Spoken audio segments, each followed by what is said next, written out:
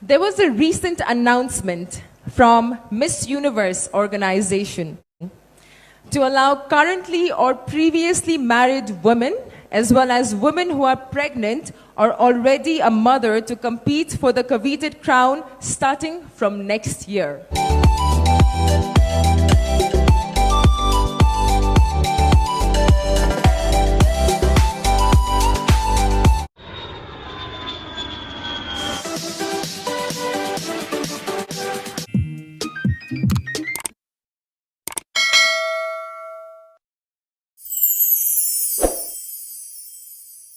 Hello guys!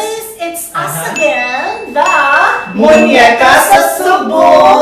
And there is a breaking news.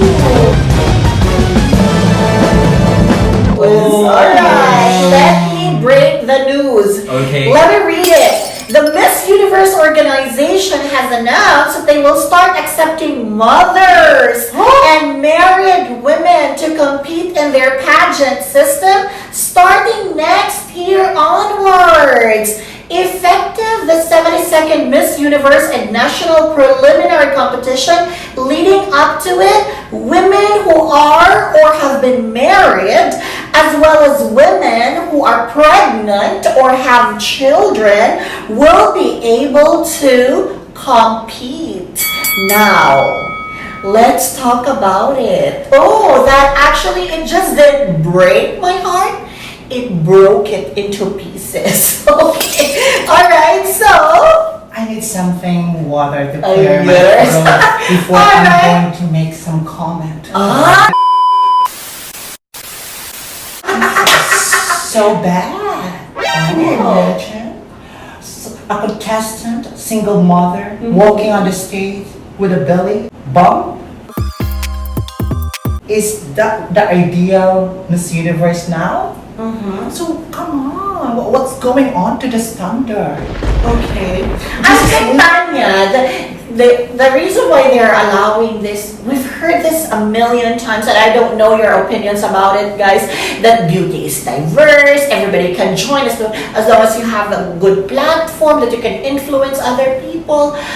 But before I will say my piece, what's yours? Actually, I don't agree with that, kind of. They always keep changing the rules and regulation. At first, yes, diversity, all forms, My all God. sizes, blah, blah, blah, blah, blah, blah. Is this Mrs. Universe now? Yes. It's really confusing to me now. So what is really going on in the Miss Universe nowadays? Well, let's just, my statement would be coming from, this Miss USA. Let me read her statement. Sabi niya, allowing pregnant women and women with children is confusing to me because the title requires constant travel and a slammed schedule for the entire year. Correct, diba? I am not understanding how you can be a mom during that time.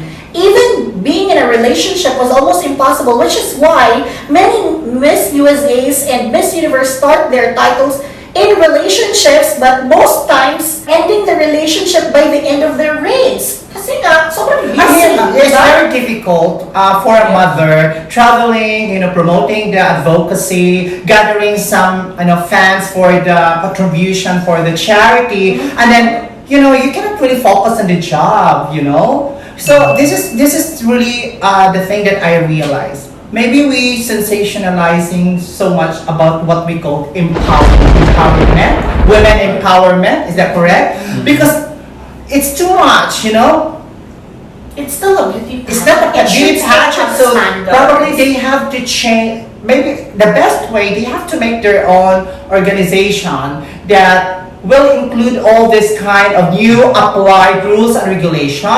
In that way, it will not be confusing. So you would agree with me, Tanya, they will have Miss Universe and Mrs. Universe They if they want. We already Okay. have, but this is the thing. Like Miss Universe before created 18 to, that's the regulation, single, not married, and then no baby, no children. So I think we have to stick to the original. I would also agree. That's why I have a big respect now to the Miss World and the other beauty pageant, because no matter there's so many bashing about the result of the winning, but they keep the prestige and honor and the standard of the Okay, so who do you organization think is to be blamed. who do you think is to be blamed for? Well, this? I've read some bashers. So again, I know we've been bashed before because we reacted earlier, but now people is just realizing that maybe the Miss Universe organizations are losing a lot of fans and sponsors due to the previous Miss Universe. Oh. Yes. I'm not gonna say it. I'm not gonna name Are you saying it's it. right now? There-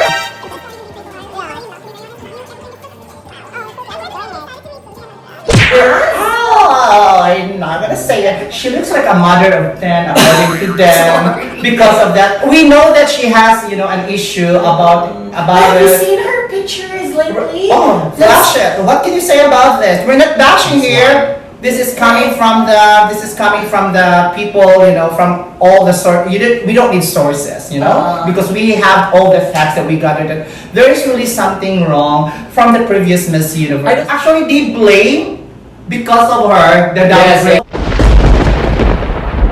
There's also an issue that they said, like I've heard, coming from the mouth of our friends, she Yes, said, correct. well, why not they not allowed to join a mother? The fact the rating queen, she looks like a mother of 10. Oh my God. I was so shocked and I said, oh my God, that's really? Then it's hard because that's the opinion to someone. And then somebody said, well, I'm a single mother, I like to join if they will allow that. So can you imagine how many single mother will join? Well, there's so many single mother beautiful here in the Philippines.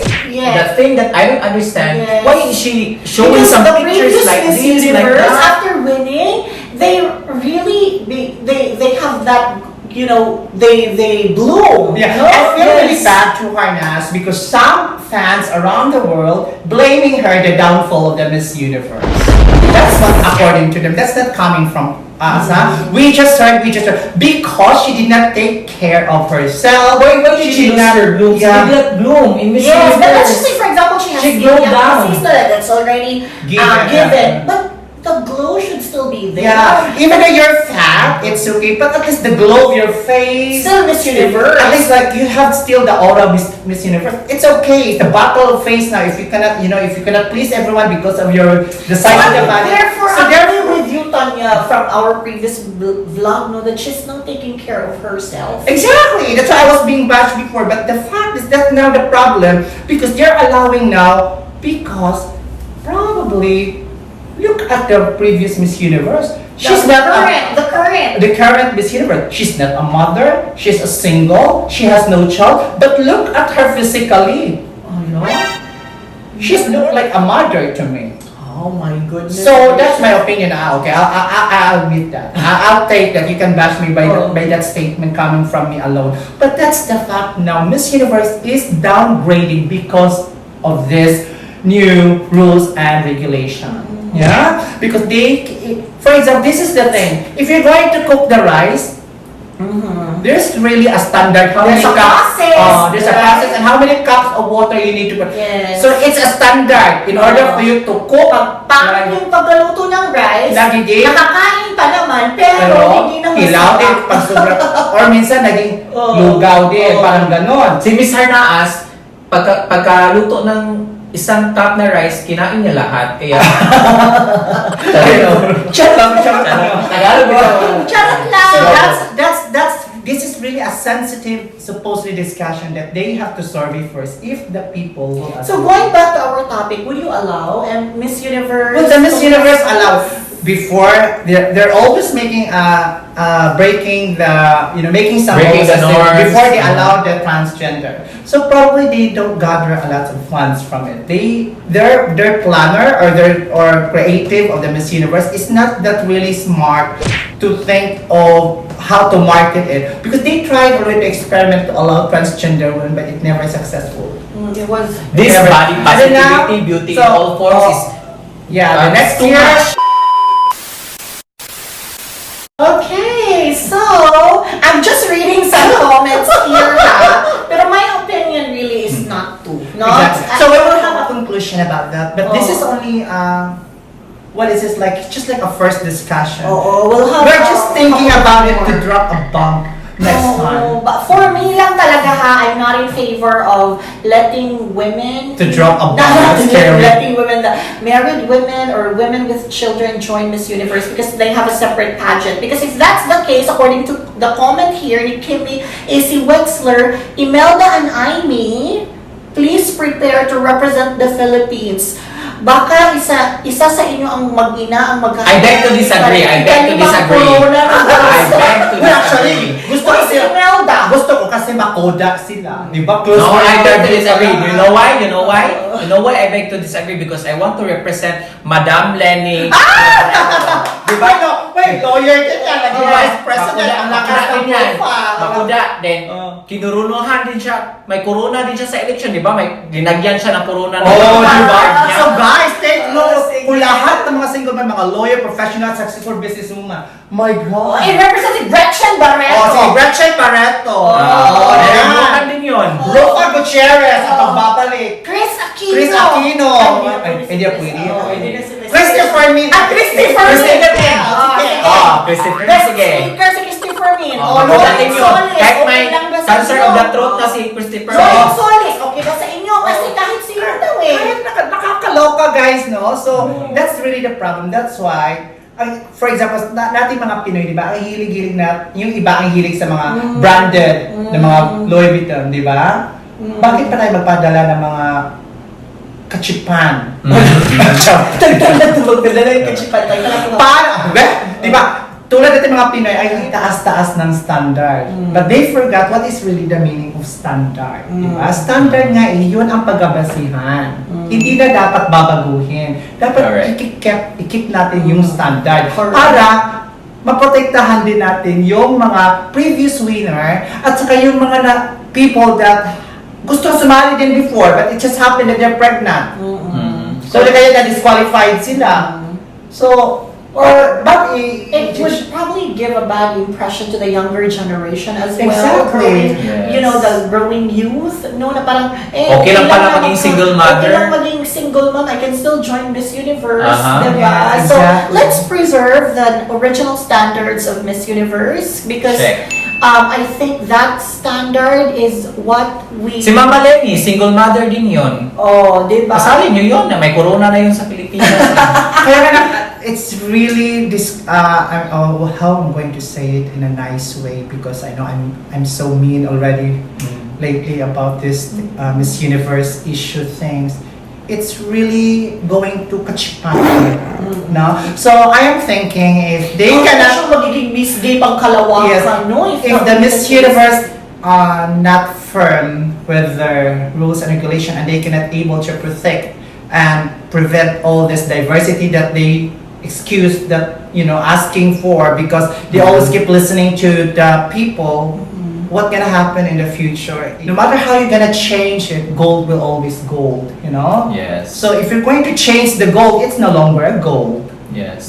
If you're going to mix the gold with other substance, it will not be 100% gold. So if you just what It will I'm be trying to say. tarnished. So the Miss Universe, if you always keep putting and changing something, different kind of ingredients, it's no longer the essence of the value of the Miss Universe. It will never be the same. Are they downgrading to Miss Grand International? I think if Like a minor pageant? that's what I'm saying. Better you get back this to Trump era, or Correct. better back to Trump because Mhm. now I understand. Mas mabuti pa When you're going to look the history of the Miss Universe, you will always wow, very God, it's beautiful. It's really Miss Universe. Now, for example, her naas, when I'm going to look her. There's no traces when I'm going to look her personally in her photo. I don't see that she was a Miss Universe. Eh, That's ito- the way ito- they show. ito kasi- Because she just crowned last year and then now, it's just like less than a year and then Ito kasi binabasihan ko from Miss Catriona.